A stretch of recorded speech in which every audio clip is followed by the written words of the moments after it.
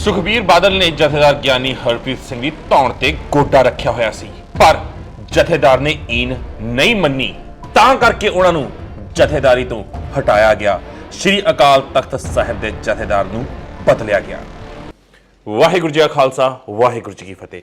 ਜੀ ਹਾਂ, ਜੋ ਤੁਸੀਂ ਸੁਣਿਆ ਬਿਲਕੁਲ ਸਹੀ ਸੁਣਿਆ। ਅੱਜ ਤੱਕ ਧਾਮੀ ਸਾਹਿਬ ਜੋ ਗੱਲਾਂ ਕਹਿੰਦੇ ਆਏ ਨੇ, ਕੱਲ੍ਹ ਦੇ ਇਜਲਾਸ ਦੇ ਵਿੱਚ ਜੋ ਖਲਾਰੇ ਪਏ ਗੁਰੂ ਹਜ਼ੂਰੀ ਦੇ ਵਿੱਚ, ਜੋ ਭਾਸ਼ਾ ਵਰਤੀ ਗਈ, ਜੋ ਗੱਲਾਂ ਕਹੀਆਂ ਗਈਆਂ, ਉੱਥੋਂ ਤੁਹਾਨੂੰ ਲੱਗਦਾ ਸੀ ਕਿ ਇਹ ਗੁਰੂ ਘਰ ਦਾ ਕੋਈ ਸਪੈਸ਼ਲ ਇਜਲਾਸ ਚੱਲ ਰਿਹਾ ਹੈ, ਕਿਉਂਕਿ ਜਿਸ ਮੁੱਦੇ ਉੱਤੇ ਗੱਲ ਹੋਣੀ ਚਾਹੀਦੀ ਸੀ ਉਸ ਮੁੱਦੇ ਤੇ ਤਾਂ ਕੋਈ ਗੱਲ ਹੀ ਨਹੀਂ ਹੋਈ। ਬਾਣੀ ਦੇ ਪ੍ਰਸਾਰਣ ਨੂੰ ਲੈ ਕੇ ਸੀ, ਪਰ ਸਾਰੀਆਂ ਗੱਲਾਂ ਜਿਹੜੀਆਂ ਸੀਗੀਆਂ ਉਹ ਘੁੰਮ ਫਿਰ ਕੇ ਇੱਕੋ ਹੀ ਥਾਂ ਤੇ ਆਉਂਦੀਆਂ ਸੀ ਵੀ ਅਸੀਂ ਸਿਰਫ ਤੇ ਸਿਰਫ ਆਮ ਆਦਮੀ ਪਾਰਟੀ ਨੂੰ ਨਿਸ਼ਾਨਾ ਬਣਾਉਣਾ ਆ, ਕਿ ਕਦੀ ਸੀਐਮ ਨੂੰ ਸ਼ਰਾਬੀ ਕਹਿ ਦੇਣਾ ਹੈ, ਕਦੀ ਕਬਾਬੀ ਕਹਿ ਦੇਣਾ ਹੈ, ਤੇ ਹੋਰ ਅਭੱਦਰ ਭਾਸ਼ਾ ਜਿੰਨੀ ਵਰਤੀ ਗਈ ਉਹ ਦੁਨੀਆ ਜਾਣਦੀ ਹੈ। ਹਾਂ, ਵਿੱਚ ਜਦੋਂ ਬੀਬੀ ਜਗੀਰ ਕੌਰ ਆ ਕੇ ਬੋਲੀ ਆ ਤਾਂ ਵਿੱਚ ਵੀਡੀਓ ਮਿਊਟ ਵੀ ਕਰ ਦਿੱਤੀ ਗਈ। ਉੱਥੇ ਜੋ ਕੁਝ ਹੋਇਆ ਉਹ ਵੀ ਦੁਨੀਆ ਜਾਣਦੀ ਹੈ, ਸਮਝਦੀ ਹੈ। ਤੇ ਧਾਮੀ ਸਾਹਿਬ ਨੇ ਜੋ ਕੁਝ ਕੀਤਾ ਉਹ ਹੁਣ ਦੁਨੀਆ ਨੇ ਦੇਖ ਲਿਆ, ਕਿਉਂਕਿ ਚਾਹੇ ਮਿਊਟ ਹੋਵੇ, ਬਾਡੀ ਲੈਂਗੁਏਜ ਦੀਦੀ ਆ ਬੰਦਾ ਕਿੰਨੇ ਕੀ ਸਤਿਕਾਰ ਤੇ ਪਿਆਰ ਦੇ ਨਾਲ ਬੋਲ ਰਿਹਾ ਹੈ। ਖੈਰ, ਗੱਲ ਕਰਦੇ ਹਾਂ ਗਿਆਨੀ ਹਰਪ੍ਰੀਤ ਸਿੰਘ ਦੀ।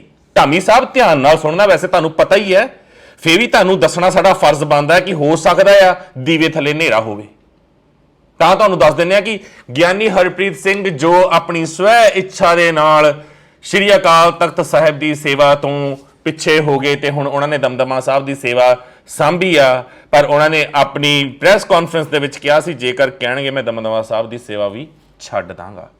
ਕਿਉਂ? ਕਿਉਂਕਿ ਕਿਤੇ ਨਾ ਕਿਤੇ ਜਥੇਦਾਰ ਸਾਹਿਬ ਦਾ ਜ਼ਮੀਰ ਜਾਗਦਾ ਆ, ਕੌਮ ਦੀ ਭਲਾਈ ਚਾਹੁੰਦੇ ਸੀ ਉਹ, ਤਾਂ ਬਾਦਲਾਂ ਤੋਂ ਅਗੇਂਸਟ ਜਾ ਕੇ ਉਹਨਾਂ ਨੇ ਫੈਸਲੇ ਕੀਤੇ ਸੀ ਕਿ ਹਾਂ ਐਸਜੀਪੀਸੀ ਦਾ ਆਪਣਾ ਚੈਨਲ ਹੋਣਾ ਚਾਹੀਦਾ ਆ, ਸਾਰੇ ਚੈਨਲਾਂ ਦੇ ਉੱਤੇ ਰਿਲੇ ਗੁਰਬਾਣੀ ਹੋਣੀ ਚਾਹੀਦੀ ਹੈ। ਪਰ ਇਸ ਤੋਂ ਉੱਤੇ ਇੱਕ ਹੋਰ ਵੱਡੀ ਗੱਲ ਸੀ, ਜਿਸ ਵਾਸਤੇ ਸਿਕੰਦਰ ਸਿੰਘ ਮਲੂਕਾ, ਵਿਰਸਾ ਸਿੰਘ ਬਲਟੋਹਾ ਤੇ ਦਲਜੀਤ ਚੀਮੇ ਨੂੰ ਸੁਖਬੀਰ ਬਾਦਲ ਨੇ ਇੱਕ ਚਿੱਠੀ ਦੇ ਕੇ ਸ੍ਰੀ ਅਕਾਲ ਤਖਤ ਸਾਹਿਬ ਦੇ ਜਥੇਦਾਰ ਗਿਆਨੀ ਹਰਪ੍ਰੀਤ ਸਿੰਘ ਕੋਲ ਭੇਜਿਆ ਸੀ।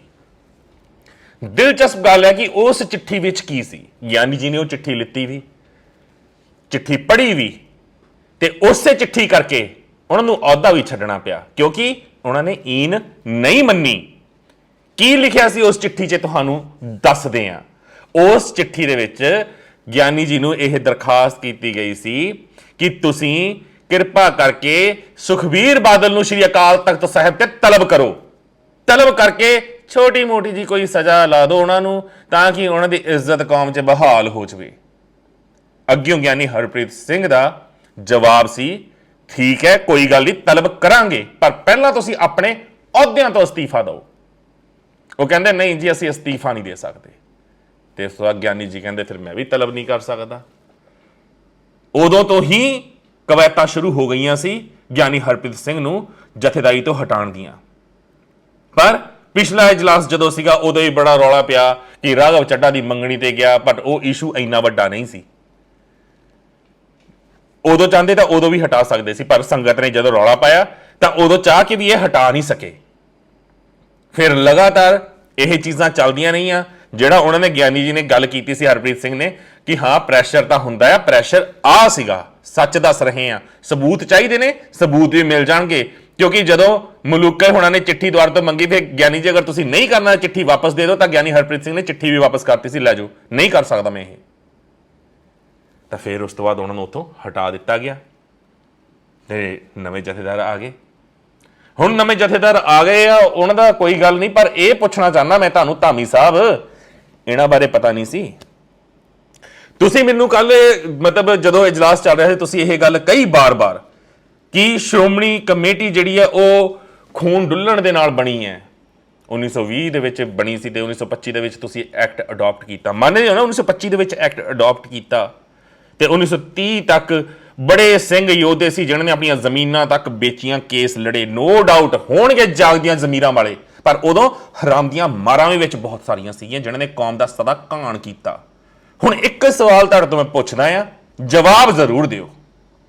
1925 ਦੇ ਤੁਸੀਂ ਐਕਟ ਅਡਾਪਟ ਕੀਤਾ, 1930 ਤੱਕ ਸ਼੍ਰੀ ਦਰਬਾਰ ਸਾਹਿਬ ਮੀਰੀ ਪੀਰੀ ਦੇ ਨਿਸ਼ਾਨ ਜਿਹੜੇ ਸੀਗੇ ਉਹ ਪੁਰਾਤਨ ਗੁਰੂ ਕਲਗੀਧਰ ਵਾਲੇ ਝੂਲਦੇ ਸੀ। ਜਿਹੜੇ ਨਿਸ਼ਾਨ ਸੋਨੇ ਤੇ ਵੀ ਉਕਰੇ ਆ ਸ਼੍ਰੀ ਦਰਬਾਰ ਸਾਹਿਬ ਹਰਿਮੰਦਰ ਸਾਹਿਬ ਦੇ ਵਿੱਚ। ਜੇ ਤੁਸੀਂ ਭੁੱਲ ਗਏ ਤਾਂ ਮੈਂ ਤੁਹਾਨੂੰ ਦਿਖਾ ਦੇਣਾ, ਬੜੀ ਥਾਂ ਦੇ ਉੱਤੇ ਪਹਿਲਾਂ ਵੀ ਮੈਂ ਦਿਖਾਏ ਨੇ ਕੁਝ ਆ ਨਿਸ਼ਾਨ ਸਾਹਿਬ, ਸੰਗਤ ਨੂੰ ਵੀ ਯਾਦ ਹੋਣਗੇ। ਇਹ ਨਿਸ਼ਾਨ ਨੀਲੇ ਉੱਥੇ ਝੂਲਿਆ ਕਰਦੇ ਸੀ 1930 ਤੱਕ। ਤੇ ਪੁਰਾਣੀ ਤਸਵੀਰ ਵੀ ਮੈਂ ਕੋਸ਼ਿਸ਼ ਕਰਦਾ, ਮੈਨੂੰ ਮਿਲ ਜਾਂਦੀ ਹੈ ਤਾਂ ਰਾਈਟ ਜਾਂ ਲੈਫਟ ਦੇ ਉੱਤੇ ਉਹ ਵੀ ਪਲੇ ਹੋ ਰਹੀ ਹੋਏਗੀ ਪੁਰਾਣੀ ਤਸਵੀਰ ਵੀ। 1930 ਤੱਕ ਜਦ ਸਾਡੇ ਕਲਗੀਧਰ ਦੇ ਇਹ ਪੁਰਾਤਨ ਨਿਸ਼ਾਨ ਉੱਥੇ ਝੂਲਦੇ ਪਏ ਸੀ ਤਾਂ ਫਿਰ ਕਿਹਦਾ ਬੇੜਾ ਗਰਕਿਆ ਸੀ ਜਿਹਨੇ 1930 ਦੇ ਵਿੱਚ ਇਹ ਪੁਰਾਤਨ ਨਿਸ਼ਾਨ ਸਾਹਿਬ ਲਾ ਕੇ ਦੂਜੇ ਫਰੰਗੀਆਂ ਵਾਲੇ ਨਿਸ਼ਾਨ ਚਾੜੇ, ਗੁਲਾਮੀ ਵਾਲੇ ਨਿਸ਼ਾਨ ਚਾੜੇ। ਨਾ ਸਾਡਾ ਡੰਡਾ ਸਾਡਾ ਰਿਹਾ, ਨਾ ਸਾਡਾ ਝੰਡਾ ਸਾਡਾ ਰਿਹਾ, ਨਾ ਸਾਡਾ ਰੰਗ ਸਾਡਾ ਰਿਹਾ। ਤੁਸੀਂ ਦੱਸੋ, ਬਸੰਤੀ ਕੇਸਰੀ ਇਹ ਰੰਗ ਸਾਡੇ ਨੇ, ਫਿਲਮਾਂ 'ਚ ਜਿੰਨਾ ਮਰਜ਼ੀ ਪ੍ਰਚਾਰੀ ਚੋ ਇਹ ਸਾਡੇ ਰੰਗ ਨੇ। ਨੀਲਾ ਬਾਣਾ, ਨੀਲਾ ਘੋੜਾ, ਯਾਦ ਤੁਹਾਨੂੰ ਕੁਝ ਨਹੀਂ ਆਉਂਦਾ ਹੋਊਗਾ। ਖੈਰ, ਉਸ ਤੋਂ ਬਾਅਦ ਦੀ ਗੱਲ ਕਰਦੇ, ਤੁਸੀਂ ਕਿਹਾ ਕਿ ਬਹੁਤ ਕੁਝ ਕੌਮ ਵਾਸਤੇ ਐਸਜੀਪੀਸੀ ਨੇ ਕੀਤਾ, ਬਹੁਤ ਕੁਝ ਕੀਤਾ। ਕਿ ਅਸੀਂ ਆਪਣੇ ਇਤਿਹਾਸਿਕ ਸਥਾਨ, ਸਾਡੇ ਜਿਹੜੇ ਇਤਿਹਾਸਿਕ ਸਥਾਨ ਨੇ ਸਿੱਖਾਂ ਦੇ, ਉਹਨਾਂ ਨੂੰ ਬਚਾਉਣ ਦੇ ਵਿੱਚ ਕਾਮਯਾਬ ਰਹੇ? ਇੱਕ ਇਤਿਹਾਸਿਕ ਸਥਾਨ ਦੱਸ ਦਿਓ। ਹਰ ਕੀ ਪੌੜੀ ਗਿਆਨ ਗੋਦੜੀ ਸਾਹਿਬ, ਠੀਕ ਹੈ ਜੀ। ਉਸ ਤੋਂ ਬਾਅਦ ਗੁਰਦੁਆਰਾ ਡਾਂਗਮਾਰ ਸਾਹਿਬ ਨੇਪਾਲ, ਉਹਦਾ ਵੀ ਕੁਝ ਪਤਾ ਨਹੀਂ ਤੁਹਾਨੂੰ। ਉਸ ਤੋਂ ਬਾਅਦ ਮੰਗੂ ਮੱਠ ਪੂਰੀ ਹਾਲ ਹੀ ਦੇ ਵਿੱਚ ਪੰਗਾ ਸੀ, ਉਸ ਦਾ ਕੁਝ ਨਹੀਂ ਪਤਾ ਹੋਊਗਾ।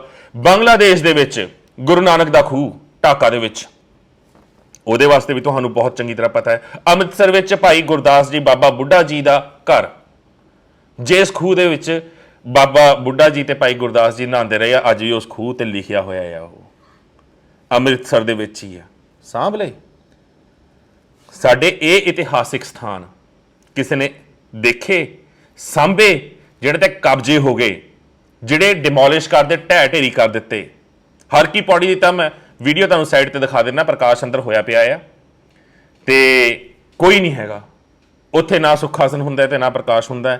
ਕੋਈ ਸਿੱਖ ਉੱਥੇ ਦਮਾਲਾ ਬਣ ਕੇ ਮੱਥਾ ਤੱਕ ਨਹੀਂ ਟੇਕ ਸਕਦਾ। ਇੱਕ ਛੋਟਾ ਜਿਹਾ ਕਮਰਾ ਆ ਜਿਹਦੇ ਵਿੱਚ ਗੁਰੂ ਗ੍ਰੰਥ ਸਾਹਿਬ ਜੀ ਰੱਖੇ ਹੋਏ ਨੇ ਤੇ ਉੱਥੇ ਸਾਹਮਣੇ ਭਾਂਡੇ ਵੀ ਪਏ ਨੇ, ਕਿਸੇ ਦੀ ਫੋਟੋ ਜੀ ਪਈ ਹੈ ਬੀਬਾ ਦੀ, ਕੋਈ ਹੋਰ ਬੰਦਾ ਨਾਲ, ਮਤਲਬ ਸਾਰੇ ਪਾਸੇ ਤਸਵੀਰਾਂ ਲੱਗੀਆਂ, ਮਨਮਤ ਦਾ ਪ੍ਰਚਾਰ ਹੈ। ਤੇ ਬਾਹਰ ਹੀ ਉੱਥੇ ਜਿਹੜੇ ਹੋਰ ਹੈਗੇ ਨੇ ਲੋਕ, ਉਹ ਪਾਨ ਬੀੜੀ ਸਭ ਕੁਝ ਖਾ ਪੀ ਰਹੇ ਨੇ। ਪਰ ਨਹੀਂ ਜੀ, ਅਸੀਂ ਤਾਂ ਪੰਥਕ ਹਾਂ। ਐਸਜੀਪੀਸੀ ਸਿੱਖਾਂ ਦੀ ਸਮੂਹ ਜਥੇਬੰਦੀ ਹੈ, ਸਿੱਖਾਂ ਵਾਸਤੇ ਲੜਦੀ ਆਈ ਹੈ, ਮਰਦੀ ਆਈ ਹੈ। ਪਰ ਗੁਰੂ ਗ੍ਰੰਥ ਸਾਹਿਬ ਜੀ ਦੀ ਜਿੱਥੇ ਮਰਜ਼ੀ ਬੇਅਦਬੀ ਕਿਸੇ ਵੀ ਹੱਦ ਤੱਕ ਹੋ ਰਹੀ ਹੋਵੇ, ਸਾਡੀ ਜ਼ੁਬਾਨ ਬੰਦ ਹੈ। ਕਿਉਂਕਿ ਉਹ ਆਕਾ ਜਿਹੜੇ ਗਿਆਨੀ ਹਰਪ੍ਰੀਤ ਸਿੰਘ ਦੀ ਧੌਣ ਤੇ ਗੋਡਾ ਰੱਖਣ ਨੂੰ ਫਿਰਦੇ ਸੀ, ਉਹਨਾਂ ਦਾ ਗੋਡਾ ਕਿਤੇ ਨਾ ਕਿਤੇ ਤੁਹਾਡੇ ਸਾਰਿਆਂ ਦੀ ਧੌਣਾ ਉੱਤੇ ਹੈ, ਤਾਂ ਤੁਸੀਂ ਕੁਝ ਬੋਲਣ ਜੋਗੇ ਨਹੀਂ ਹੋ। ਇਸ ਤੋਂ ਇਲਾਵਾ ਵੀ ਬਹੁਤ ਸਾਰੇ ਸਥਾਨ ਨੇ, ਪਰ ਉਹਨਾਂ ਸਥਾਨਾਂ ਨੂੰ ਛੱਡੋ। ਹੁਣ ਮੈਂ ਤੁਹਾਨੂੰ ਇੱਕ ਚੀਜ਼ ਪੁੱਛਦਾ ਆ, ਜੋਗੀ ਭਜਨ, ਉਹਦੀ ਸਿੱਖ ਕੌਮ ਨੂੰ ਕੀ ਦੇਣਾ ਹੈ ਜੋਗੀ ਭਜਨ ਦੀ? ਤੁਸੀਂ ਮਤਲਬ ਸਿੱਖ ਅਜਾਇਬ ਘਰ ਜਿਹੜਾ ਉੱਥੇ ਹੈਗਾ, ਜਿੱਥੇ ਤੁਸੀਂ ਸਾਰੇ ਸ਼ਹੀਦਾਂ ਯੋਧਿਆਂ ਦੀਆਂ ਫੋਟੋਆਂ ਲਾਈਆਂ ਆ, ਉੱਥੇ ਉਹਦੀ ਤਸਵੀਰ ਲਾਈ ਹੋਈ ਹੈ ਨਾ। 2 ਸਾਲ ਪਹਿਲਾਂ ਤੁਹਾਨੂੰ 5000 ਸਿੱਖਾਂ ਨੇ ਸਾਈਨ ਕਰਕੇ ਮੰਗ ਪੱਤਰ ਦਿੱਤਾ ਸੀ, ਅਗਰ ਮੈਂ ਗਲਤ ਨਹੀਂ ਹਾਂ। ਕੀ ਉਸ ਦੀ ਤਸਵੀਰ ਉੱਥੋਂ ਉਤਰੀ? ਜਿਹਦੇ ਕੋਲੋਂ ਤੁਸੀਂ 2 ਕਰੋੜ ਰੁਪਇਆ ਲੈ ਕੇ ਉਸ ਨੂੰ ਪੰਥ ਰਤਨ ਦਿੱਤਾ ਸੀ, ਜਿਸ ਦੇ ਉੱਤੇ ਬਲਾਤਕਾਰ ਦੇ ਚਾਰजेस ਨੇ ਜੋ ਸਾਬਿਤ ਵੀ ਹੋ ਗਏ ਨੇ, ਉਸ ਦੀ ਤਸਵੀਰ ਲਾਈ ਤੁਸੀਂ। ਜੋਗੀ ਭਜਨ ਕੀ ਲੱਗਦਾ ਤੁਹਾਡਾ? ਕੀ ਦੇਣਾ ਉਹਦੀ ਬਲਾਤਕਾਰੀ ਦੀ ਜਿਹਦੀਆਂ ਤਸਵੀਰਾਂ ਉੱਥੇ ਟੰਗੀਆਂ ਨੇ ਤੁਸੀਂ? ਹੈ ਜਵਾਬ? ਫਿਰ ਵੀ ਅਸੀਂ ਪੰਥਕ ਹਾਂ ਜੀ। 2 ਕਰੋੜ ਲੈ ਕੇ ਕਿਸੇ ਨੂੰ ਵੀ ਪੰਥ ਰਤਨ ਦੇ ਸਕਦੇ ਹਾਂ, ਅਜਿਹੇ ਬੁੱਢੜਾ ਨੂੰ ਵੀ ਦੇ ਸਕਦੇ ਹਾਂ ਜਿਹਨਾਂ ਨੇ ਪਤਾ ਨਹੀਂ ਕਿੰਨੇ ਦਹਾਕੇ ਪੰਜਾਬ ਤੇ ਰਾਜ ਕੀਤਾ ਤੇ ਪੰਜਾਬ ਦਾ ਬੇੜਾ ਗਰਕ ਕੀਤਾ, ਤੁਸੀਂ ਤਾਂ ਉਹਨਾਂ ਨੂੰ ਵੀ ਪੰਥ ਰਤਨ ਦੇਤਾ ਸੀ। ਫਿਰ ਮਾਫੀਆਂ ਵੀ ਦੇਣੀਆਂ ਨੇ, ਪਰ ਆਪਣੇ ਆਪ ਨੂੰ ਅਸੀਂ ਪੰਥਕ ਕਹਿਣਾ ਆ ਵੀ ਅਸੀਂ ਪੰਥਕ ਹਾਂ ਜੀ। ਅੱਗੇ ਆ ਜਾਂਦੇ ਆ ਬੀਬੀ ਜਗੀਰ ਕੌਰ। ਗੁਰਬਾਣੀ 'ਚ ਵੀ ਜ਼ਿਕਰ ਹੁੰਦਾ ਨਾ ਕਿ ਕੋਈ ਸਿੱਖ ਅਜਿਹੀ ਔਰਤ ਦੇ ਨਾਲ ਸਾਂਝ ਨਹੀਂ ਰੱਖ ਸਕਦਾ ਜਿਹੜੀ ਕੁੜੀ ਮਾਰ ਨੜੀ ਮਾਰ ਹੋਵੇ। ਐਸਜੀਪੀਸੀ ਮੈਂਬਰ ਆ ਜੀ। ਤੇ ਕੱਲ ਜਦੋਂ ਬੀਬੀ ਜਗੀਰ ਕੌਰ ਬੋਲਣ ਲੱਗੀ ਤੇ ਤੁਸੀਂ ਉੱਥੇ ਬੋਲਣ ਹੀ ਨਹੀਂ ਦਿੱਤਾ, ਕਿਉਂਕਿ ਉਹਨੇ ਇੱਕ ਸਿੱਧਾ ਪ੍ਰਵਾਨਗੀ ਮੰਗੀ ਧਾਮੀ ਸਾਹਿਬ ਤੋਂ। ਇਹ ਧਾਮੀ ਸਾਹਿਬ ਪ੍ਰਵਾਨਗੀ ਤਾਂ ਪੁੱਛੇ ਬਿਨਾਂ ਕਿਸੇ ਨੂੰ ਦੇ ਹੀ ਨਹੀਂ ਸਕਦੇ, ਕਿਉਂਕਿ ਰਬੜ ਸਟੈਂਪ ਤਾਂ ਹੀ ਹੈ ਨਾ ਜੇ ਸਟੈਂਪ ਪੈਡ ਹੋਊਗਾ ਕੋਲ। ਕੱਲੀ ਸਟੈਂਪ ਕੀ ਕਰ ਲੂਗੀ? ਹੁਣ ਸਟੈਂਪ ਪੈਡ ਦੂਰ ਆ ਥੋੜਾ, ਹੁਣ ਕਿਸੇ ਵੀ ਕੋਰੇ ਕਾਗਜ਼ ਤੇ ਸਟੈਂਪ ਮਾਰਨ ਵਾਸਤੇ ਪੈਡ ਤਾਂ ਨੇੜੇ ਹੋਣਾ ਚਾਹੀਦਾ ਨਾ। ਪੈਡ ਜਿਹੜੇ ਹੱਥ 'ਚ ਆ ਉਹ ਤਾਂ ਉਹਦੀ ਮਰਜ਼ੀ ਹੈ ਨਾ ਵੀ ਦੇਣਾ ਨਹੀਂ ਦੇਣਾ ਸਟੈਂਪ ਮਾਰਨ ਵਾਸਤੇ। ਇਹ ਮਜਬੂਰੀ ਸੀ। ਉਸ ਤੋਂ ਬਾਅਦ ਗੱਲ ਕੀਤੀ ਜਾਵੇ ਬੀਬੀ ਕਿਰਨਜੋਤ ਕੌਰ, ਕੱਲ ਜਿਹਨਾਂ ਨੇ ਕਿਹਾ ਸੀ ਤੁਹਾਨੂੰ ਵੀ ਭਗਵੰਤ ਮਾਨ ਤਾਂ ਸਿੰਘ ਹੈ ਹੀ ਨਹੀਂ, ਉਹ ਤਾਂ ਆਪਣੇ ਨਾਮ ਦੇ ਨਾਲ ਸਿੰਘ ਲਾਉਂਦਾ ਨਹੀਂ, ਸਾਰਿਆਂ ਨੇ ਹਾਮੀ ਭਰੀ ਸੀ। ਇਫ ਆਮ ਨਾਟ ਰੋਂਗ, ਗਲਤ ਨਹੀਂ ਹੈ ਤਾਂ ਬੀਬੀ ਕਿਰਨਜੋਤ ਕੌਰ ਨੇ ਹੀ ਇਹ ਗੱਲ ਕਹੀ ਸੀ। ਇਹ ਬੀਬੀ ਕੌਣ ਹੈ? ਇਹ ਬੀਬੀ ਉਹ ਹੈ ਜਿਹਨੇ ਏਕਮਕਾਰ ਦੇ ਵਿਰੁੱਧ ਬੋਲਿਆ। ਇਹ ਬੀਬੀ ਉਹ ਹੈ ਜਿਹਨੇ ਦਸਮ ਗ੍ਰੰਥ ਦੇ ਵਿਰੁੱਧ ਬੋਲਿਆ। ਇਹ ਬੀਬੀ ਉਹ ਹੈ ਜਿਹਨੇ ਭਾਈ ਗੁਰਦਾਸ ਜੀ ਦੇ ਵਿਰੁੱਧ ਬੋਲਿਆ। ਫਿਰ ਤੁਸੀਂ, ਮੈਨੂੰ ਸਮਝ ਨਹੀਂ ਆਉਂਦਾ ਵੀ ਐਸਜੀਪੀਸੀ ਦੇ ਜਿਹੜੇ ਮੈਂਬਰ ਨੇ ਸਾਡੇ, ਸੰਗਰਾਮ ਦੇ ਵਿਰੁੱਧ ਵੀ ਬੋਲਿਆ। ਇਹ ਪੜ੍ਹੇ ਲਿਖੇ ਹੈ ਨੇ, ਇਤਿਹਾਸ ਦਾ ਕੁਝ ਗਿਆਨ ਹੈਗਾ ਇਹਨਾਂ ਨੂੰ, ਸਮਝ ਹੈਗੀ ਹੈ ਵੀ ਸਾਡਾ ਇਤਿਹਾਸ ਕੀ ਹੈ, ਅਸੀਂ ਕਿਹਨਾਂ ਦੇ ਵਾਰਸ ਹਾਂ, ਅਸੀਂ ਕੀ ਕਹਿਣਾ ਚਾਹੁੰਦੇ ਹਾਂ। ਕਦੀ ਅਸੀਂ ਇਸ ਪਾਸੇ ਸੋਚਿਆ ਵੀ ਅਸੀਂ ਕੀ ਕਰ ਸਕਦੇ ਹਾਂ, ਕੀ ਨਹੀਂ ਕਰ ਸਕਦੇ। ਇਸ ਤੋਂ ਇਲਾਵਾ 2 ਸਾਲ ਪਹਿਲਾਂ ਗਿਆਨੀ ਹਰਪ੍ਰੀਤ ਸਿੰਘ ਦੇ ਦਫ਼ਤਰ ਦੇ ਵਿੱਚੋਂ ਉਹਨਾਂ ਦਾ ਪੈਡ ਚੋਰੀ ਹੋਇਆ ਸੀ। ਉਹ ਵੀ ਐਪਲੀਕੇਸ਼ਨ ਤੁਹਾਡੇ ਕੋਲ ਹੈਗੀ ਹੈ। ਉਹ ਪੈਡ ਕਿਹਨੇ ਚੋਰੀ ਕੀਤਾ ਸੀ? ਗਿਆਨੀ ਹਰਪ੍ਰੀਤ ਸਿੰਘ ਦਾ। ਤੇ ਉਸ ਪੈਡ ਦੇ ਉੱਤੇ ਕੀ ਲਿਖ ਕੇ, ਮਤਲਬ ਕੀ ਲਿਖਿਆ ਗਿਆ ਸੀ, ਕਿਉਂਕਿ ਸਟੈਂਪ ਵੀ ਗਲਤ ਲਾਈ ਗਈ ਸੀ ਤੇ ਸਾਈਨ ਵੀ ਝੂਠੇ ਕੀਤੇ ਗਏ ਸੀ ਉਸ ਪੈਡ ਦੇ ਉੱਤੇ। ਤੇ ਉਹ ਅਵਿਨਾਸ਼ ਮਹਾਪਾਤਰਾ ਨੂੰ ਦਿੱਤਾ ਗਿਆ ਸੀ। ਸਾਈਨ ਕਿਹਨੇ ਕੀਤੇ ਸੀ ਜਾਂ ਕਿਹਨੇ ਪ੍ਰੋਸੀਡਿੰਗ ਕੀਤੀ ਸੀ ਉਹਦਾ ਵੀ ਨਾਮ ਦੱਸ ਦਈਏ, ਦੱਸੋ। ਤੁਹਾਡੇ ਹੀ ਜਿਹੜੇ ਸਾਬਕਾ ਸਕੱਤਰ ਸੀਗੇ ਉਹ, ਠੀਕ ਹੈ ਜੀ, ਬਲਵਿੰਦਰ ਸਿੰਘ ਜਿਉਣਾ ਸਿੰਘ, ਬਲਵਿੰਦਰ ਸਿੰਘ ਹੀ ਸੀਗਾ, ਉਹਨੇ ਹੀ ਮੰਨਿਆ ਵੀ ਹੈ ਉਹ। ਫਿਰ ਜੇਕਰ ਤੁਸੀਂ ਆਪਣੇ ਜਥੇਦਾਰ ਦੇ ਪੈਡ ਚੋਰੀ ਕਰਕੇ ਦੂਜਿਆਂ ਨੂੰ ਜਿੱਦਾਂ ਵੀ ਚਾਹੇ ਮਾਫੀ ਦੇਣੀ ਹੈ, ਕੁਝ ਕਰਨਾ ਹੈ, ਅਜਿਹੀਆਂ ਕਰਤੂਤਾਂ ਕਰ ਸਕਦੇ ਹੋ, ਤਾਂ ਫਿਰ ਤੁਸੀਂ ਕੌਮ ਦੇ ਸਗੇ ਕਿੱਥੋਂ ਹੋਗੇ? ਇਹ ਜਵਾਬ ਦਿਓ। ਕਿਉਂ ਉਹਨਾਂ ਦੇ ਉੱਤੇ 120 ਵੀ 420 ਧਾਰਾ ਨਹੀਂ ਲੱਗਣੀ ਚਾਹੀਦੀ? ਪਰਚੇ ਦਰਜ ਨਹੀਂ ਸੀ ਹੋਣੇ ਚਾਹੀਦੇ? ਕਰਵਾਏ? ਮਾਂ ਮਰਦੀ ਆ ਸਾਡੀ, ਅਸੀਂ ਪਰਚੇ ਕਿੱਦਾਂ ਕਰਵਾ ਦਈਏ? ਕਿਸੇ ਨਾ ਕਿਸੇ ਸਿਆਸੀ ਧਿਰ ਦੇ ਹੱਕ 'ਚ ਉਹ ਭੁਗਤ ਰਹੇ ਨੇ, ਤਾਂ ਕੀ ਹੋਇਆ? ਧੰਨ ਸ਼੍ਰੀ ਗੁਰੂ ਗ੍ਰੰਥ ਸਾਹਿਬ ਜੀ ਦੇ ਹੱਕ 'ਚ ਨਹੀਂ ਭੁਗਤਦੇ, ਤਾਂ ਕੀ ਹੋਇਆ? ਜੇ ਕੌਮ ਦੇ ਹੱਕ 'ਚ ਨਹੀਂ ਭੁਗਤਦੇ, ਪਰ ਅਸੀਂ ਤਲਵੇ ਤਾਂ ਉਹਨਾਂ ਦੇ ਚੱਟ ਰਹੇ ਆ ਨਾ, ਜਿਹੜੇ ਸਾਨੂੰ ਟੁਕੜੇ ਸੁੱਟਦੇ ਆ, ਬੋਟੀਆਂ ਪਾਉਂਦੇ ਨੇ। ਚੰਨ ਛਿੱਲੜਾਂ ਪਿੱਛੇ ਅਸੀਂ ਕਿੱਦਾਂ ਆਪਣਾ ਜ਼ਮੀਰ ਵੇਚਤਾ? ਆ ਕੁਰਸੀਆਂ ਪਿੱਛੇ, ਜਥੇਦਾਰੀਆਂ ਪਿੱਛੇ, ਪ੍ਰਧਾਨਗੀਆਂ ਪਿੱਛੇ ਲੱਖ ਲਾਹਣਤਾਂ ਨੇ। ਮੈਂ ਕਹਿੰਦਾ ਵੀ ਸਹੀ ਹੈ ਵੀ ਤੁਹਾਡੇ ਨਾਲੋਂ ਲੱਖ ਗੁਣਾ ਚੰਗੇ ਘੱਟੋ ਘੱਟ ਗਿਆਨੀ ਹਰਪ੍ਰੀਤ ਸਿੰਘ ਨੇ, ਜਿਹਨੇ ਆਪਣੇ ਜ਼ਮੀਰ ਦੇ ਨਾਲ ਉਸ ਤਖਤ ਤੇ ਬੈਠਿਆਂ ਉਸ ਤਖਤ ਦੇ ਨਾਲ ਦਗਾ ਨਹੀਂ ਕਮਾਇਆ।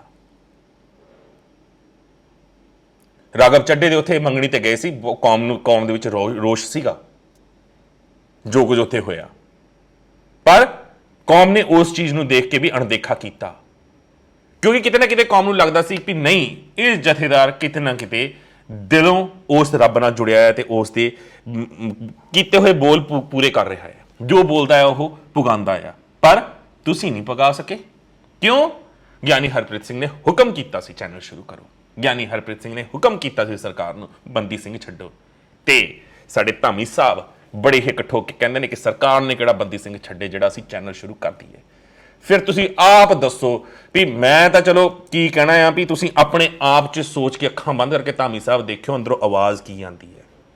ਅੰਦਰੋਂ ਤੁਹਾਡੇ ਆਵਾਜ਼ ਨਹੀਂ ਆਉਂਦੀ ਵੀ ਧਾਮੀ ਡੁੱਬ ਕੇ ਮਰ ਜਾ, ਕਿੱਦਾਂ ਬੋਲਤਾ। ਕੌਮ ਦੀ ਗੱਲ ਹੈ, ਉਹ ਫੈਸਲੇ ਲੈਣ ਨਾ ਲੈਣ ਸਰਕਾਰਾਂ ਨੇ, ਪਰ ਅਸੀਂ ਕੌਮ ਦੇ ਹੱਕ ਦੇ ਵਿੱਚ ਫੈਸਲੇ ਲੈਣ ਵਾਸਤੇ ਸਰਕਾਰਾਂ ਦਾ ਮੂੰਹ ਦੇਖਾਂਗੇ। ਫਿਰ ਤੁਸੀਂ ਕਹਿੰਦੇ ਹੋ ਵੀ ਅਸੀਂ ਮਤਾ ਪਾਸ ਕਰਕੇ ਇੱਥੇ ਤੇ ਫਿਰ ਧਰਨਾ ਲਾਵਾਂਗੇ ਜੇ ਸਰਕਾਰ ਨਾ ਮੰਨੀ। ਕਿਉਂ ਧਰਨਾ ਲਾਉਂਗੇ? ਕਿਉਂਕਿ ਪੀਟੀਸੀ ਤੋਂ ਚੈਨਲ ਲਿੱਤੇ ਜਾ ਰਹੇ ਨੇ ਵਾਪਸ, ਗੁਰਬਾਣੀ ਦਾ ਹੱਕ, ਤੇ ਪੀਟੀਸੀ ਬਾਦਲ ਪਰਿਵਾਰ ਦਾ, ਤੇ ਬਾਦਲ ਪਰਿਵਾਰ ਹੀ ਤੁਹਾਡੇ ਵਾਸਤੇ ਪੰਥ ਹੈ। ਪੰਥ ਵਾਸਤੇ ਤਾਂ ਕਦੀ ਤੁਸੀਂ ਮਤਾ ਪਾ ਕੇ ਧਰਨੇ ਲਾਉਣ ਵਾਸਤੇ ਨਿਕਲੇ ਨਹੀਂ ਉੱਥੋਂ, ਦੱਸੋ ਨਿਕਲੇ ਹੋ? ਆ ਜਾਓ, ਮਤਾ ਪਾਣਾ ਪਾਓ, ਅਨੰਦਪੁਰ ਸਾਹਿਬ ਦਾ ਮਤਾ ਪਾਓ, ਨਿਕਲੋ। ਕਿਸਾਨੀ ਮੋਰਚਾ ਵੀ ਲੱਗਾ, ਦੁਨੀਆ ਕਹਿੰਦੀ ਸੀ ਅਨੰਦਪੁਰ ਸਾਹਿਬ ਦਾ ਮਤਾ ਉਦੋਂ ਪਾਰਿਤ ਹੋ ਜਾਂਦਾ ਤਾਂ ਸ਼ਾਇਦ ਕਿਸਾਨੀ ਮੋਰਚਾ ਹੀ ਨਹੀਂ ਲੱਗਦਾ, ਸਾਰੀਆਂ ਦੀਆਂ ਮੰਗਾਂ ਪੂਰੀਆਂ ਹੋ ਜਾਂਦੀਆਂ, ਕਿਉਂਕਿ ਉਹ ਸਿਰਫ ਸਿੱਖਾਂ ਵਾਸਤੇ ਨਹੀਂ ਸੀ, ਹਿੰਦੂ ਮੁਸਲਿਮ ਬੋਧੀ ਜੈਨੀ ਈਸਾਈ ਸਾਰਿਆਂ ਵਾਸਤੇ ਉਹ ਮਤਾ ਸੀਗਾ। ਸ਼ਾਇਦ ਸਿੱਖਾਂ ਵਾਸਤੇ ਬਹੁਤ ਘੱਟ ਸੀ, ਉਹਦੇ ਵਿੱਚ ਗੈਰ ਧਰਮਾਂ ਵਾਸਤੇ ਬਹੁਤ ਕੁਝ ਸੀਗਾ, ਜਿਹਨੂੰ ਇੱਕ ਅਜਿਹਾ, ਕਿਉਂਕਿ ਅਨੰਦਪੁਰ ਦੇ ਵਿੱਚ ਉਹ ਮਤਾ ਤਿਆਰ ਕੀਤਾ ਗਿਆ ਸੀ ਤੇ ਉਹਨੂੰ ਮਤਾ ਅਨੰਦਪੁਰ ਦਾ ਨਾਮ ਦੇ ਦਿੱਤਾ ਗਿਆ, ਇਸ ਕਰਕੇ ਉਹਨੂੰ ਹਵਾ ਬਣਾਤਾ ਕਿ ਨਹੀਂ ਜੀ ਇਹ ਮਤਾ ਤਾਂ ਸਿਰਫ ਸਿੱਖਾਂ ਦਾ ਆ, ਇਹ ਨਹੀਂ ਹੋਣਾ ਚਾਹੀਦਾ ਪਾਸ। ਸਰਕਾਰਾਂ ਨੇ ਜੋ ਨੈਰੇਟਿਵ ਰਚਿਆ ਉਹ ਰਚਿਆ, ਤੇ ਤੁਸੀਂ ਦੱਸੋ ਕਦੋਂ ਬੋਲੇ ਹੋ? ਬੋਲੋ, ਹਿੰਮਤ ਆਈ ਹੈ ਕਦੀ? 1920 ਦੇ ਵਿੱਚ ਚਾਬੀਆਂ ਦਾ ਮੋਰਚਾ ਲੱਗਿਆ ਸੀ, ਕਦੀ ਪ੍ਰਚਾਰਿਆ ਕਿ 1920 ਦੇ ਵਿੱਚ ਚਾਬੀਆਂ ਦਾ ਮੋਰਚਾ ਲੱਗਿਆ ਸੀ? ਬਾਪੂ ਖੜਕ ਸਿੰਘ ਨੇ ਚਾਬੀਆਂ ਦਾ ਮੋਰਚਾ ਲਾਇਆ ਸੀ 1922 22 ਫਰਵਰੀ 1922 ਨੂੰ ਅੰਗਰੇਜ਼ ਹਕੂਮਤ ਨੇ ਆ ਕੇ ਬਾਪੂ ਖੜਕ ਸਿੰਘ ਦੇ ਹੱਥ ਦੇ ਵਿੱਚ ਦਰਬਾਰ ਸਾਹਿਬ ਦੇ ਤੋਸ਼ਾਖਾਨਾ ਦੀਆਂ ਚਾਬੀਆਂ ਹੱਥ ਜੋੜ ਕੇ ਦਿੱਤੀਆਂ ਸੀ। ਬਾਪੂ ਤੂੰ ਜਿੱਤ ਗਿਆ। ਪ੍ਰਚਾਰ ਦਿਓ, ਤੁਸੀਂ ਸਿੱਖ ਇਤਿਹਾਸ ਦੱਸਦੇ ਹੋ, ਬੇੜਾ ਗਰਕ ਜਿੱਥੇ ਹੁੰਦਾ ਉਹ ਦੱਸਦੇ ਹੋ। ਨੌਜਵਾਨਾਂ ਨੂੰ ਜਿੱਥੋਂ ਆਪਣੇ ਇਤਿਹਾਸ ਤੋਂ ਚੰਗੀ ਸਿੱਖ ਮਿਲੇ ਤੁਸੀਂ ਕਦੀ ਦੱਸੀ ਹੈ? ਨਹੀਂ, ਦੱਸ ਹੀ ਨਹੀਂ ਸਕਦੇ ਅਸੀਂ। ਹੁਣ ਉਹ ਕਿਉਂ ਨਹੀਂ ਦੱਸ ਸਕਦੇ, ਉਹ ਜ਼ਰਾ ਦੱਸਿਓ। ਤੁਸੀਂ ਤਾਂ ਗੁਰਬਾਣੀ ਦਾ ਜੋ ਪ੍ਰਚਾਰ ਪ੍ਰਸਾਰ ਕਰਦੇ ਹੋ, ਜਾਂ ਜਿਹੜੀ ਤੁਸੀਂ ਬਾਣੀ ਪੜ੍ਹਦੇ ਹੋ ਗੁਰੂ ਘਰਾਂ 'ਚ, ਮਾਫ ਕਰਨਾ ਕਈਆਂ ਨੂੰ ਇਹ ਗੱਲ ਮੇਰੀ ਬੁਰੀ ਲੱਗੂਗੀ, ਬਹੁਤ ਦਿਨਾਂ ਤੋਂ ਅੰਦਰ ਮੇਰੇ ਇਹ ਚੀਜ਼ ਸੀ, ਪਰ ਅੱਜ ਬੋਲਾਂਗਾ। ਕਿਸੇ ਨੂੰ ਮਾੜੀ ਲੱਗਦੀ ਹੈ ਲੱਗੇ। ਹਿੰਦੂ ਧਰਮ ਦੇ ਵਿੱਚ ਅਗਰ ਗੱਲ ਕੀਤੀ ਜਾਵੇ ਸਨਾਤਨ ਮਤ ਦੇ ਵਿੱਚ, ਤੇ ਇੱਕ ਮੰਤਰ ਹੈ ਗਾਇਤਰੀ ਮੰਤਰ, ਓਮ ਭੂਰ ਭੁਵ ਸਵਹ ਤਸਯ ਵਿਤੁਰਵਰੇਣੀਯਮ ਭਰਗੋ ਦੇਵਸਯ ਧੀਮਹਿ ਧਿਓ ਯੋ ਨః ਪ੍ਰਚੋਦਯਾਤ। ਸਦੀਆਂ ਤੋਂ ਇਸ ਮੰਤਰ ਦੀ ਉਚਾਰਨ ਵਿਧੀ ਇੱਕੋ ਹੀ ਹੈ। ਕੋਈ ਫਿਲਮ ਦੇਖ ਲਿਓ, ਕੋਈ ਗਾਣਾ ਦੇਖ ਲਿਓ, ਕਿਸੇ ਪੰਡਤ ਨੂੰ ਮੰਤਰ ਉਚਾਰਦੇ ਹੋਏ ਦੇਖ ਲਿਓ, ਕਿਸੇ ਛੋਟੇ ਤੋਂ ਛੋਟੇ ਬੱਚੇ ਨੂੰ ਮੰਤਰ ਉਚਾਰਦੇ ਹੋਏ ਦੇਖ ਲਿਓ, ਉਸ ਮੰਤਰ ਦੀ ਉਚਾਰਨ ਵਿਧੀ ਕਦੀ ਨਹੀਂ ਬਦਲੀ। ਕਿਉਂ? ਉਸ ਸਮੇਂ ਵਿੱਚ ਸੰਸਕ੍ਰਿਤ ਸੀਗੀ ਤੇ ਇਹ ਮੰਤਰ ਸੰਸਕ੍ਰਿਤ ਦੇ ਵਿੱਚ ਲਿਖਿਆ ਸੀ, ਤੇ ਉਹਦੀ ਉਚਾਰਨ ਵਿਧੀ ਰਿਸ਼ੀਆਂ ਮੁਨੀਆਂ ਨੇ ਜੋ ਤੈਅ ਕੀਤੀ ਸੀ ਉਹੀ ਹੈ, ਕਿਉਂਕਿ ਉਚਾਰਨ ਦੇ ਨਾਲ ਇੱਕ ਪੋਜ਼ਿਟਿਵ એનર્ਜੀ, ਇੱਕ ਵੇਵਸ ਆਉਂਦੀਆਂ ਨੇ। ਹੁਣ ਗੁਰਬਾਣੀ ਦੀ ਵੀ ਉਚਾਰਨ ਵਿਧੀ ਸੀ, ਪਰ ਉਹ ਉਚਾਰਨ ਵਿਧੀ ਸ਼ੁੱਧ ਗੁਰਬਾਣੀ ਜਿਹਨੂੰ ਅਸੀਂ ਕਹਿੰਦੇ ਆ ਪੜ੍ਹਨਾ, ਜਿਹਨੂੰ ਵਿਆਕਰਨ ਦਾ ਨੌਲੇਜ ਹੈਗਾ ਆ, ਉਹ ਚੰਗੀ ਤਰ੍ਹਾਂ ਸਮਝਦੇ ਹੋਣਗੇ ਮੈਂ ਕੀ ਕਹਿ ਰਿਹਾ ਆ। ਗੁਰਬਾਣੀ ਦੀ ਵੀ, ਗੁਰਮਤ ਦੀ ਵੀ ਇੱਕ ਉਚਾਰਨ ਵਿਧੀ ਸੀ, ਹੈ ਅੱਜ ਵੀ, ਪਰ ਉਹ ਉਚਾਰਨ ਵਿਧੀ ਉਦੋਂ ਹੀ ਸੰਪੂਰਨ ਹੁੰਦੀ ਹੈ। ਮਤਲਬ ਗੁਰੂ ਗ੍ਰੰਥ ਸਾਹਿਬ ਜੀ ਦਾ ਪਾਠ ਅਗਰ ਤੁਸੀਂ ਕਰ ਰਹੇ ਹੋ ਉਦੋਂ ਹੀ ਸੰਪੂਰਨ ਹੁੰਦਾ ਹੈ, ਪੂਰਨ ਤੌਰ ਦੇ ਉੱਤੇ ਤੁਸੀਂ ਗੁਰਮਤ ਅਸਲ ਉਦੋਂ ਪੜ੍ਹ ਰਹੇ ਹੋ, ਉਦੋਂ ਉਚਾਰ ਰਹੇ ਹੋ। ਉਸ ਪਰਮਾਤਮਾ ਦੇ ਨਾਲ ਤੁਹਾਡਾ ਮੇਲ ਤਾਂ ਹੋਊਗਾ, ਗੁਰੂ ਦੇ ਨਾਲ ਮੇਲ ਤਾਂ ਹੋਊਗਾ ਜੇ ਤੁਸੀਂ ਸ਼ੁੱਧ ਬਾਣੀ ਪੜ੍ਹੋਗੇ। ਤੇ ਸ਼ੁੱਧ ਬਾਣੀ ਕਦੇ ਵੀ ਪਦ ਛੇਦ ਸਰੂਪਾਂ 'ਚ ਤੁਸੀਂ ਨਹੀਂ ਪੜ੍ਹ ਸਕਦੇ, ਲੜੀਵਰ ਸਰੂਪਾਂ ਦੇ ਵਿੱਚ ਹੀ ਪੜ੍ਹ ਸਕਦੇ ਹੋ ਤੁਸੀਂ। ਪਰ ਪਦ ਛੇਦ ਸਰੂਪ ਸਾਡੇ ਕੋਲ ਆਏ ਕਿੱਥੋਂ? ਲੜੀਵਰ ਸਰੂਪ 'ਚ ਕਲਮ ਨਹੀਂ ਚੱਕੀ ਜਾਂਦੀ, ਪੂਰੀ ਲਾਈਨ ਖਤਮ ਹੁੰਦੀ ਹੈ, ਉਸ ਤੋਂ ਬਾਅਦ ਜਾ ਕੇ ਜਿੱਥੇ ਦੋ ਡੰਡੀਆਂ ਆਣਗੀਆਂ ਜਾਂ ਫੁੱਲ ਸਟਾਪ ਆਊਗਾ ਉੱਥੇ ਕਲਮ ਚੱਕੀ ਜਾਂਦੀ ਹੈ। ਲੜੀਵਰ ਸਰੂਪ ਮਤਲਬ ਇੱਕ ਪਾਸੇ ਸ਼ੁਰੂ ਹੋਈ ਗੁਰਬਾਣੀ ਦੀ ਲੜੀ ਤੇ ਦੂਜੇ ਤੱਕ ਅੰਤ ਤੱਕ ਉਹ ਤੁਕ ਪੂਰੀ ਜਦੋਂ ਤੱਕ ਨਹੀਂ ਹੁੰਦੀ ਪੇਜ ਦੇ ਉੱਤੇ, ਉਹ ਲੜੀਵਰ ਸਰੂਪ ਹੀ ਹੋਊਗਾ। ਪਰ ਲੜੀਵਰ ਸਰੂਪ ਸਾਡੇ ਇੱਥੇ ਪੜ੍ਹਨੇ ਹੀ ਬਹੁਤ ਘੱਟ ਬੰਦਿਆਂ ਨੂੰ ਆਉਂਦੇ ਨੇ। ਤੇ ਕੀ ਧਾਮੀ ਸਾਹਿਬ ਤੁਸੀਂ ਸ਼ੁਰੂਆਤ ਕੀਤੀ? ਕਦੀ ਆਪਣੇ ਵੱਲੋਂ ਕੋਸ਼ਿਸ਼ ਕੀਤੀ? ਬੂੰਗੇ ਤਾਂ ਬੜੀ ਛੇਤੀ ਢਾ ਦਿੱਤੇ ਗਏ ਸੀ, ਬੂੰਗਿਆਂ ਦਾ ਆਹੀ ਕੰਮ ਸੀ। ਜਿਹੜਾ ਜਿਸ ਦੇ ਵਿੱਚ ਮਾਹਿਰ ਹੈ, ਕੋਈ ਕਿਸੇ ਵੀ ਕੁਨਬੇ ਦਾ ਆ, ਕਿਸੇ ਵੀ ਜਾਤ ਦਾ ਆ, ਬੂੰਗੇ ਜਾਤ ਪਾਤ ਡਿਫਾਈਨ ਕਰਨ ਵਾਸਤੇ ਨਹੀਂ ਸੀ ਉੱਥੇ ਬਣੇ ਹੋਏ।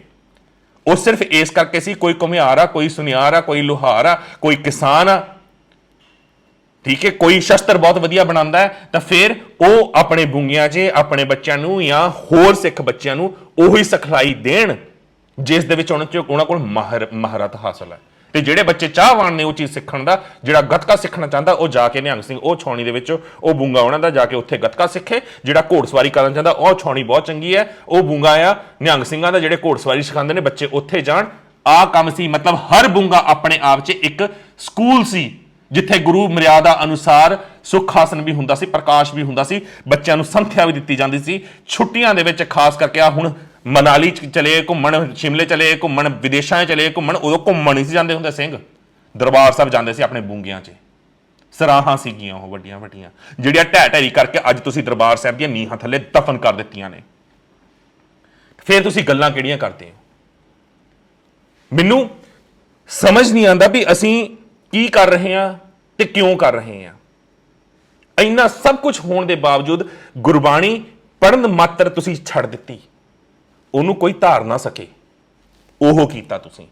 ਅਗਰ ਵਾਕਈ ਧਾਮੀ ਸਾਹਿਬ ਤੁਸੀਂ ਸਿੱਖ ਕੌਮ ਨੂੰ ਪਿਆਰ ਕਰਦੇ ਹੋ ਨਾ, ਜਾਂ ਰਘੁਵੀਰ ਜੀ ਜਥੇਦਾਰ ਸ਼੍ਰੀ ਅਕਾਲ ਤਖਤ ਸਾਹਿਬ ਸਤਕਾਰ ਸਹਿਤ ਤੁਹਾਨੂੰ ਬੇਨਤੀ ਕਰਦੇ ਆ, ਹੁਕਮਨਾਮਾ ਜਾਰੀ ਕਰੋ ਕਿ ਪਦ ਛੇਦ ਸਰੂਪ ਕਿਸੇ ਗੁਰੂ ਘਰ ਦੇ ਵਿੱਚ ਪ੍ਰਕਾਸ਼ ਨਹੀਂ ਹੋਣਗੇ, ਲੜੀਵਾਰ ਸਰੂਪ ਹੀ ਪ੍ਰਕਾਸ਼ ਹੋਣਗੇ। ਤੇ ਲੜੀਵਾਰ ਸਰੂਪ ਦੀ ਜਿਹਨੇ ਸੰਥਿਆ ਲਿੱਤੀ ਹੈ ਉਹੀ ਗੁਰੂ ਘਰ ਦਾ ਗ੍ਰੰਥੀ ਸਿੰਘ ਹੋਵੇਗਾ। ਤੇ ਮਾਫ ਕਰਨਾ, ਬਹੁਤ ਸਾਰੇ ਗ੍ਰੰਥੀ ਸਿੰਘਾਂ ਨੂੰ ਬੁਰਾ ਲੱਗ ਰਿਹਾ ਹੋਊਗਾ ਇਹ ਗੱਲ ਸੁਣ ਕੇ। ਭਰਾਵੋ ਤੁਸੀਂ ਵੀ ਲੜੀਵਾਰ ਸਰੂਪ ਪੜ੍ਹਨੇ ਸ਼ੁਰੂ ਕਰੋ, ਕਿਉਂਕਿ ਜਦੋਂ ਤੋਂ ਗੋਰਿਆਂ ਨੇ ਬਾਣੀ ਸਾਡੀ ਤੋੜੀ ਹੈ ਨਾ, ਲੜੀਵਾਰ ਸਰੂਪਾਂ ਤੋਂ ਪਦਛੇਦ ਸਰੂਪਾਂ ਵਿੱਚ ਲੈ ਕੇ ਆਂਦੀ ਹੈ। ਜਦੋਂ ਦੇ ਸਾਡੇ ਬਾਣੀ ਦੇ ਸ਼ਬਦ ਇਹਨਾਂ ਨੇ ਗ੍ਰੰਥਾਂ 'ਚ ਖਿਲਾਰ ਤੇ ਉਦੋਂ ਦੀ ਕੌਮ ਖਿਲਰੀ ਪਈ ਹੈ। ਤੁਸੀਂ ਮੰਨੋ ਨਾ ਮੰਨੋ, ਅਜ਼ਮਾ ਕੇ ਦੇਖ ਲਿਓ। ਜਿੱਦਣ ਪੂਰੇ ਭਾਰਤ ਦੇ ਵਿੱਚ ਕਹਿ ਰਿਹਾ, ਪੂਰੇ ਪੰਜਾਬ ਦੇ ਵਿੱਚ, ਪੂਰੀ ਦੁਨੀਆ ਦੇ ਗੁਰੂ ਘਰਾਂ ਦੇ ਵਿੱਚ ਲੜੀਵਾਰ ਸਰੂਪ ਪ੍ਰਕਾਸ਼ਿਤ ਹੋਣੇ ਸ਼ੁਰੂ ਹੋ ਜਾਣਗੇ, ਸਿੱਖ ਕੌਮ ਦੇ ਅੱਧੇ ਨਾਲੋਂ ਵੱਧ ਖਲਾਰੇ ਉਦਾਂ ਹੀ ਮੁੱਕ ਜਾਣੇ, ਕਿਉਂਕਿ ਹਰ ਗੁਰੂ ਘਰ ਦੇ ਵਿੱਚੋਂ ਸ਼ੁੱਧ ਬਾਣੀ ਦਾ ਉਚਾਰਨ ਹੋਊਗਾ ਤੇ ਉਹ ਉਸ ਵਾਹਿਗੁਰੂ ਦੇ ਦਰ ਤੇ ਜਾ ਕੇ ਬਾਣੀ ਜ਼ਰੂਰ ਢੁਕੂਗੀ। ਹੁਣ ਤੁਸੀਂ 101 ਅਖੰਡ ਪਾਠ ਕਰਾਈ ਜਾਓ, 1001 ਕਰਵਾਈ ਜਾਓ, ਜਿੰਨੀਆਂ ਮਰਜ਼ੀ ਲੜੀਆਂ ਚਲਾਈ ਜਾਓ, ਉਹ ਕਰਾਈਆਂ ਨਾ ਕਰਾਈਆਂ ਇੱਕ ਬਰਾਬਰ ਹੈ। ਪਰਮਾਤਮਾ ਮਾਫ ਕਰੇ ਮੈਨੂੰ ਜੇ ਮੈਂ ਕਿਤੇ ਗਲਤ ਹੋਵਾਂ, ਪਰ ਜਿੰਨਾ ਕਿ ਮੈਂ ਸਟੱਡੀ ਕੀਤੀ ਆ ਸਿੱਖ ਇਤਿਹਾਸ, ਜਿੰਨਾ ਕਿ ਪੜ੍ਹਿਆ ਆ, ਮੇਰੀ ਮੱਤ ਇਹੀ ਕਹਿੰਦੀ ਆ ਵੀ ਗੁਰਬਾਣੀ ਅਗਰ ਤੁਸੀਂ ਪੜ੍ਹਨੀ ਹੈ ਤਾਂ ਲੜੀਵਾਰ ਸਰੂਪਾਂ ਤੋਂ ਪੜ੍ਹੋ, ਕਿਉਂਕਿ ਉਚਾਰਨ ਦੀ ਇੱਕ ਖਾਸ ਵਿਧੀ ਆ। ਤੁਸੀਂ ਆਪਣੀ ਚਾਹ ਕੇ ਜਿੱਥੇ ਹਸਤਕਸ਼ੇਪ ਲੈਣਾ ਆ, ਜਿੱਥੇ ਸਾਹ ਲੈਣਾ ਆ, ਜਿੱਥੇ ਰੁਕਣਾ ਆ, ਪੌਜ਼ ਲੈਣਾ ਆ, ਤੁਸੀਂ ਆਪਣੇ ਹਿਸਾਬ ਨਾਲ ਨਹੀਂ ਗੁਰਬਾਣੀ 'ਚ ਲੈ ਸਕਦੇ।